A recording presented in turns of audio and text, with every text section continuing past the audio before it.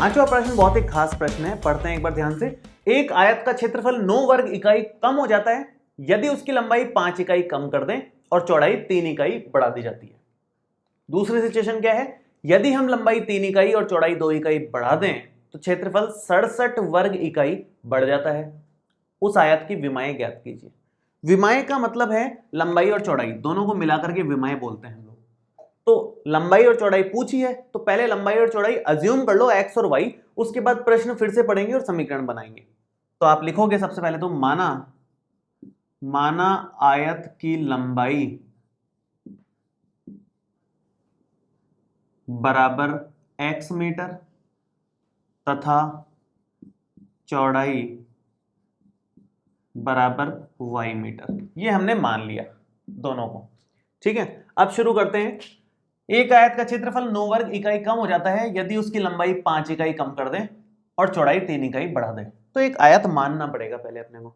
तो मैं यहाँ एक आयत मान लेता हूँ। ये एक आयत मैंने मान लिया कि ये आयत है जिसकी x तो लंबाई है और y इसकी चौड़ाई है, तो ये y इसकी चौड़ाई हो गई। अब एक नया आयत बनाना है जिसमें इसने लंबाई तो 5 इकाई कम कर दी, लंबाई तो थोड़ी सी कम कर दी, इसकी लंबाई थोड़ी सी कम करेंगे तो ये इस तरह का बनेगा, लेकिन चौड़ाई इसकी 3 इकाई बढ़ा दी, चौड़ाई y से थोड़ा सा बढ़ा दिया तो ये यूं बनेगा।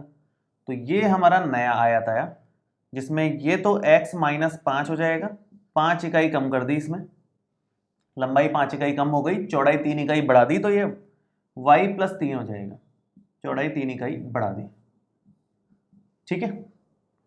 तीसरा वाला आयत मतलब एक और बनाना है। आगे उसने बोला है कि यदि हम लंबाई 3 इकाई और चौड़ाई 2 इकाई बढ़ा दें, दोनों ही बढ़ाएंगे इस बार 3 और 2 करके, तो लंबाई तो 3 बढ़ा दें, लंबाई तो ये 3 बढ़ा दी, ये हो गई लंबाई, इससे 3 बढ़ा दी, चौड़ाई भी बढ़ा दें, y से 2 बढ़ा दें, ये चौड़ाई भी बढ़ा दी। तो ये जो नया आयत आया उसकी लंबाई चौड़ाई कितनी हो गई, x प्लस 3, लंबाई 3 बढ़ाई है, इसने बोला है उसके हिसाब से लंबाई बढ़ा दी 3, चौड़ाई 2 बढ़ानी है तो y प्लस 2 हो जाएगी चौड़ाई, ये चौड़ाई हमने 2 बढ़ा दी। यहां तक हमने बना लिया। अब सारा का सारा काम इनके क्षेत्रफल पे चल रहा है, सारी इक्वेशन क्षेत्रफल के हिसाब से बनेंगी। तो तीनों का क्षेत्रफल पहले लिख देता हूं, फिर इक्वेशंस बनाएंगे इसको पढ़ करके शांति से। क्षेत्रफल तो यहां देख करके समझ में आ जाएगा। आयत का क्षेत्रफल आपको पता है लंबाई गुणा चौड़ाई होता है, तो इसका क्षेत्रफल कितना आएगा, लंबाई गुणा चौड़ाई के हिसाब से x गुणा y, इसका क्षेत्रफल आ गया।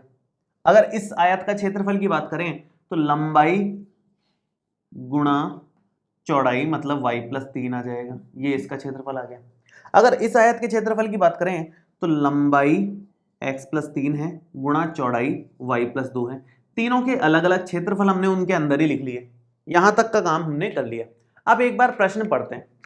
प्रश्न ये है कि एक आयत का क्षेत्रफल, इसकी बात चल रही है अभी, एक आयत का क्षेत्रफल 9 वर्ग इकाई कम हो जाता है। किससे कम होएगा, ओरिजिनल वाले से। मतलब ये जो क्षेत्रफल है ये एक्स वाई से 9 कम है, एक्स वाई माइनस 9 है ये, यदि उसकी लंबाई 5 इकाई कम कर दी जाती है और चौड़ाई 3 इकाई बढ़ा दी जाती है। अगर इसको यूं कम कर दें, यूं बढ़ा दें, तो इसका क्षेत्रफल 9 वर्ग इकाई कम हो जाता है। इस लाइन को कैसे लिखेंगे, यहां इस लाइन को ऐसे लिखोगे आप कि ये जो नया क्षेत्रफल हमें मिला है, नया क्षेत्रफल जो हमें मिला है वो पुराने क्षेत्रफल में, मतलब पुराना क्षेत्रफल में 9 कम करने पर मिलेगा। पुराने क्षेत्रफल से 9 कम है उसका क्षेत्रफल, तो इसको लिख लो आप। नया क्षेत्रफल मतलब ये चीज, मतलब x माइनस 5 गुणा y प्लस 3, ये तो नया क्षेत्रफल आ गया। और पुराने क्षेत्रफल की बात करें तो पुराना क्षेत्रफल है एक्स वाई, उसमें से कम कितना करेंगे, 9 कम कर देंगे हम, ये बन जाएगा। इसको थोड़ा सॉल्व कर लो, समीकरण मिल जाएगी आपको। सॉल्व करेंगे तो कैसे करेंगे, गुणा कर लो दोनों ब्रैकेट्स को, x को पहले इन दोनों से, फिर 5 को इन दोनों से, तो ये बनेगा एक्स वाई, 3 से करोगे तो 3x, माइनस 5 को y से करोगे माइनस का 5y, माइनस 5 गुणा 3 माइनस का 15 बराबर एक्स वाई माइनस 9। तो ये हमारा बन गया एक्स वाई से एक्स वाई कटने के बाद में सिंपल सी समीकरण आ गई, 3x माइनस 5y, और ये माइनस 15 उधर ले जाओ तो ये बनेगा माइनस का 9 और प्लस का 15, मतलब 3x माइनस 5y बराबर 6। एक समीकरण तो हमारे को यहां से मिल गई। दूसरी समीकरण देखो कैसे निकलेगी। दूसरे समीकरण के लिए क्या बोला है इसने, यदि हम लंबाई 3 इकाई और चौड़ाई 2 इकाई बढ़ा दें, मतलब अगर ऐसा केस हो तो क्षेत्रफल 67 वर्ग इकाई बढ़ जाता है इस वाले से। मतलब जो नया क्षेत्रफल आएगा इस बार के लिए क्या लिखोगे आप, दूसरे वाले के लिए लिखोगे कि जो नया क्षेत्रफल है वो पुराना क्षेत्रफल प्लस में 67 है। इस बार इसमें तो माइनस हुआ था 9, इसमें प्लस 67 बढ़ जाता है, लिखा हुआ है यहां, पहले लिखा था कम हो जाता है। ठीक है, तो नया क्षेत्रफल मतलब ये मतलब x प्लस 3 गुणा y प्लस 2, ये जो नया क्षेत्रफल है वो बराबर आएगा पुराना क्षेत्रफल मतलब xy, तो xy प्लस में 67 के, सॉल्व करें जरा, x गुणा y प्लस 2x प्लस में 3y और प्लस में 3 दूना 6 बराबर में xy प्लस में 67। हमने xy से xy काट दिया है, ये 6 को हम उधर ले जाएंगे, जैसे यहाँ 15 उधर गया था, तो ये बन जाएगा फाइनल 2x प्लस 3y बराबर 67 माइनस 6, तो ये बन जाएगा 2x प्लस 3y बराबर में 67 में से 6 गया तो 61 बचा। ये हमारी दूसरी समीकरण आ गई। दो समीकरणें हमारे पास में है, दोनों को सॉल्व करके हम लोग आंसर निकाल सकते हैं। अब दोनों को सॉल्व कैसे करें ये एक बात है। दोनों को सॉल्व करने के लिए वज्र गुणन विधि हम कर लेते हैं। हमने भाई विलोपन विधि से भी कर लिया क्वेश्चन, प्रतिस्थापन से भी कर लिया, अब एक बार वज्र गुणन की भी प्रैक्टिस कर लेते हैं। लास्ट पार्ट बचा हुआ है वैसे भी, इसमें वज्र गुणन कर लेते हैं। और वैसे भी आप देखोगे तो प्रतिस्थापन से भी आसानी से नहीं हो रहा क्योंकि गुणांक किसी का भी एक नहीं है, और विलोपन से भी आसानी से नहीं हो रहा क्योंकि किसी का भी गुणांक सेम बनने की गुंजाइश नहीं दिख रही एक बार में, तो है ना। तो बेटर है एक बार वज्र गुणन की प्रैक्टिस भी हो जाएगी हमारी। मैं वज्र गुणन से कर देता हूं इसको, आप किसी और विधि से कर लें। अगर वज्र गुणन से आप कंफर्टेबल नहीं है तो किसी और से कर लें, आंसर पे कोई फर्क नहीं पड़ने वाला। मैं वज्र गुणन की प्रैक्टिस करवाने के हिसाब से एक बार उससे कर देता हूं। तो कैसे करेंगे, एक तरफ लिखेंगे इसको, मैं यहां लाइन डाल देता हूं, इसको लिखोगे आप 3x माइनस 5y माइनस का 6 बराबर में 0। एक तो इसको ये लिखा, इसको क्या लिखोगे, इसको लिखोगे 2x प्लस में 3y और इसको भी एक तरफ लेंगे तो माइनस का 61 बराबर 0। दोनों समीकरणों को मैंने लिख दिया। वज्र गुणन में हम x के बटे में कुछ लिखते हैं, माइनस y के बटे में कुछ लिखते हैं और 1 के बटे में कुछ लिखते हैं। ये पैटर्न रहता है वज्र गुणन का। तो क्या लिखेंगे, देखो x के बटे में लिखने के लिए आपको ये छुपाना पड़ेगा, माइनस का 5 गुणा माइनस का 61, फिर बीच में माइनस साइन, प्लस का 3 गुणा माइनस का 6। तो यहां आता है, जगह थोड़ी सी कम है, मैं एक काम करता हूं इधर कर देता हूं, x के नीचे वाली टर्म मैं इसको मिटाता हूं और थोड़ा सा यहां कर देता हूं, x बटे माइनस का y बटे और 1 बटे। ठीक है, अब यहां से करते हैं। तो इसको छुपाया अगर हमने तो माइनस का 5 गुणा माइनस का 61, फिर बीच में माइनस का साइन, 3 गुणा माइनस का 6, तो ये बनेगा माइनस 5 और माइनस का 61, फिर बीच में माइनस का साइन, 3 गुणा माइनस का 6। ये तो x के नीचे आ गया।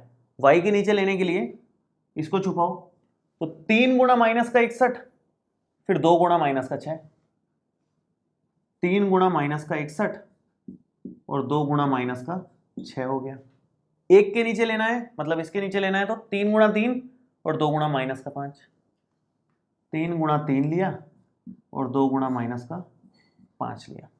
ठीक है, तो ये कितना बनेगा, देखो ये x के नीचे तो आएगा, माइनस माइनस प्लस हो जाएगा, तो 305 305 आएगा, ये 61 गुणा 5, और ये बनेगा माइनस माइनस प्लस 6 तिया 18 बराबर में माइनस का y बटे, अगर इसको 3 से गुणा करते हैं तो 183 आएगा माइनस का, और माइनस माइनस प्लस करें तो 6 दूना 12 बनता है, और ये 3 तिया 9 और माइनस माइनस प्लस 10, तो फाइनल कितना हुआ, x बटे 305 और 18 को जोड़ेंगे तो ये बनेगा 323 बराबर माइनस का y, और अगर इसको सॉल्व करते हो तो ये बनेगा माइनस का 171 और यहां पर 1/19। ये माइनस से माइनस तो पहले काट लो आप। अब हम क्या करते हैं, इसमें पहले वाले को आखिरी वाले के बराबर करते हैं और इस y वाले मतलब दूसरे वाले को भी आखिरी वाले के बराबर करते हैं और x और y निकाल लेते हैं। तो इधर कर देता हूं, यहाँ थोड़ी जगह है, तो x बटे 323 बराबर 1/19, तो x का मान आ गया यहाँ से, ये उधर जाएगा तो 323/19 ये उधर भेजा, और ये बन गया 19 के पहाड़े से ये कटता है, कितनी बार कटता है ये, 17 बार जाता है ये भाग पूरा का पूरा। आप देखिए 17 बार पूरा का पूरा भाग जाएगा, तो 17 मीटर इसकी लंबाई आ गई ओरिजिनल वाले की, और चौड़ाई कितनी निकलेगी, दूसरे को करो आप, y बटे 171 बराबर 1/19 अगर करते हो तो y का मान आएगा 171/19, मतलब ये बनेगा 19 के पहाड़े में 9 बार जाता है, तो 9 मीटर इसकी चौड़ाई आई और 17 मीटर इसकी लंबाई आई, ये जो ओरिजिनल आयत है उसकी। इस तरीके से हम लोग निकाल सकते हैं, और बहुत ही खास क्वेश्चन है ये, क्योंकि पहले इतनी लंबी चौड़ी सी इक्वेशन सॉल्व होगी, फिर इतनी लंबी चौड़ी सी इक्वेशन सॉल्व होगी, और फिर फाइनल हमें इक्वेशन मिलेगी। उसके बाद का काम इतना मुश्किल नहीं है, लेकिन जो मेन इक्वेशन बनती है वो यहाँ पर निकालना थोड़ा सा बाकियों के कंपैरिजन में अच्छा है, लंबा चौड़ा मेथड है। ठीक है, तो मेरे ख्याल से आप लोगों को समझ में आ गया होगा।